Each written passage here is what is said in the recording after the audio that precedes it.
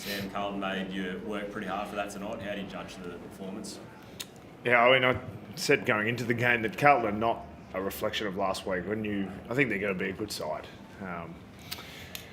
They're pretty well drilled, got talent everywhere. So we knew that the game was going to be a tough one, and we had to produce some pretty good footy to get over the line. And we probably, I know we get to win, but probably a little bit of luck in it. They had a couple of score reviews that went against them, and it could have got a little bit out of hand just for half time. And it was a real arm wrestle. I'm pleased that we were able to come out of it, but it's probably not our best performance either.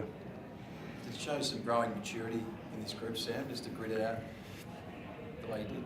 Yeah, I think the maturity of the group and how we've handled momentum this year has been something we've worked on, and we've started to see some growth. I think when you look at the side and the progression of the team over the last couple of years, there's been things that we've worked on and we've seen improvement in. And I think that's what I'm wrapped for the players, because it's been a pretty solid start to the season for us. Friday, Thursday, all big games. A lot of eyes, and the way we've handled the momentum in those games because of the work we've done on it, I'm really pleased that we've been able to make progress. And we know to get where we want to go, we have to beat the best sides and handle momentum swings. And we haven't got everything perfect, but we have made significant progress in that area. I'm wrapped that the players get the reward for it. 3 games in 13 days. How did you ensure the intensity remained high?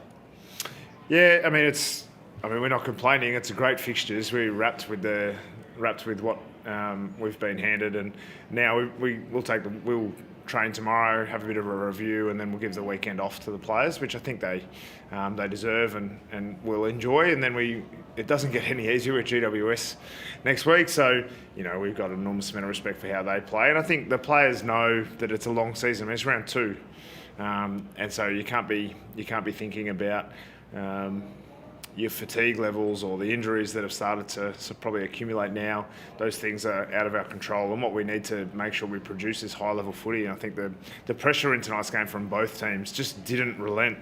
Normally you see these ebbs and flows in the pressure factor through the game up in the coach's box on our little screen, but it just stayed high the whole game. And I think both sets of players would be pretty proud of the pressure they put on the opposition. How's Connor McDonald?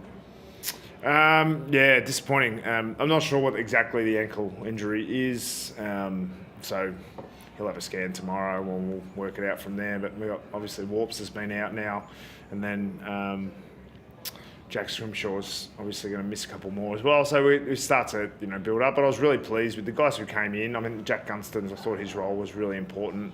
The goal kicking, his 2 were really important goals at key moments.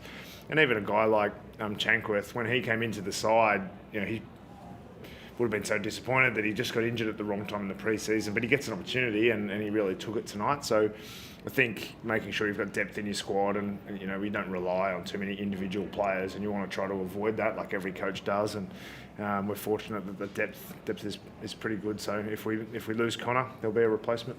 You expect a lot from any opposition, but knowing what they'd gone through, did you plan anything around that or talk to the players around what to expect from Carlton, particularly being hot in the first quarter? And do you structurally try and set things up for that, or just talk about a mentality? I think the players they might say that they don't follow the footy too much or watch too many. It's probably trendy to say that, but I think most of our players watch a lot of footy. They're all social media, the content of the game, and the way you guys do a great job of getting it everywhere. So it's pretty hard to avoid. I think everyone knew, our players included, that Carlton were under a fair bit of pressure through the week, and we know they're a good side. They're going to be there at the end, and so making sure that the players are well prepared for what that might look like and how that manifests itself in the game is part of your job as a coach. But I wouldn't say I had to do too much. I think they got pretty good level of understanding and intellect about the game, and I thought the first quarter, the pressure in it from both teams was first class, and fortunately we were able to hold on for long enough, and it was a pretty hard-fought win, which we suspected. It really felt like a final. I thought the game had that feeling about it where there was neither team looked out of it, and either team could win at any moment, and I was pleased we were able to come away with the win.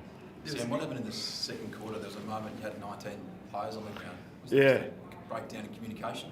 Yeah, I think I only just heard about it just before I came in here, and the bench guys were saying, "Oh, someone came off, and then didn't realise someone had come on, and then no one came on, so we ran back on."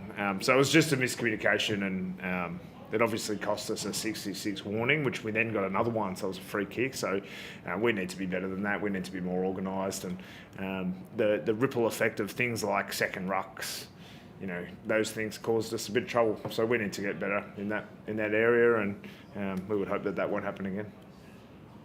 Sam, the last time the Hawks started the season with 3 consecutive wins, the last 2 times was 2008 and 2014. 2008, obviously you were the Hawks captain, premiership captain that year, and 2014 was the second of 3 P. Does that give you a lot of confidence? Obviously, with this season starting the same with 3 consecutive wins. Well, I didn't know that, but it's nice to know. I'm not disappointed in that, but what I do know is it's round 2. It's a good position to be in, of course, and we feel fortunate that we're here. We feel fortunate that we've worked really hard to get to this point, but it'll mean nothing depending on what happens next. So I think Bill Belichick always says we just win 1 in a row. So 3 times we've won 1 in a row, and you know, it doesn't get any easier. We get GWS next, and that'll be another big game for us. But I mean, I think we've worked hard. We've improved our game. We've got better at some aspects, and we've got more improvement to do to make sure we end up where we want to go. And this is a good position to be in, but it doesn't get any easier. And the season is just so long, which I love. I don't want it to be shorter. I love the length of the season. Love the length of the games, and we've put ourselves in a position where we've got a bit of a head start, but you know, that can get run down pretty quick. We saw last year with lots of teams in that same position. Sam, off the back of 2 strong finals, how are you seeing the progression of someone like Josh Ward in the call in the void of James Warple, and do you potentially see them coexisting in the same midfield once James is healthy? Yeah, I certainly do. I thought Josh Ward was fantastic. I thought his running power, his skill ball use tonight was first class. I thought last week we probably lacked a bit of energy in the game. We couldn't find a vibrancy, but I thought players like him really helped tonight. I thought he had the fantastic running power. He really was able to create a lot of threat to the opposition with his run. And so, you know, he would have started the season disappointed that he wasn't in the team. And we've got other guys who are playing the VFL start their season tomorrow night. So there'll be a lot of guys playing there that are disappointed they're not playing. But Josh Ward is a great example. Same with Chankworth, same with Jack Gunston. It doesn't matter which stage of your career you're in. If you're not in the side, opportunities invariably come up. And the fact that Wardy's been able to take his like that is, I think, great reward for effort, because he leaves it all out there every day on the track and tries to improve his craft. Just on CJ, Sam, you referenced him before, but he's been through so much disappointment in the past few years with his body. Just talk us through what he's done to get back and how he's handled all that disappointment, especially last September watching on. Yeah, I think with someone like CJ, he's such a finely tuned athlete. He's obviously got a physical profile that is magnificent. But then comes with that is some injury risk, and so he has to be so much more diligent than most. And we talk about it, you know, sometimes the midfielders, the Newcombs and Warples and players that are built like that, they can get away with maybe, not to say that they do, but if they did a bit less recovery, they'd probably just feel a bit sore. They're not going to get hurt. Whereas someone like CJ, he has to do everything right all the time. And the level of professionalism needed from him because of the profile he has is at a level that not many of us understand. So I couldn't be more proud of what he's done to get to this point. Is it all going to be smooth sailing? Who knows? I hope so.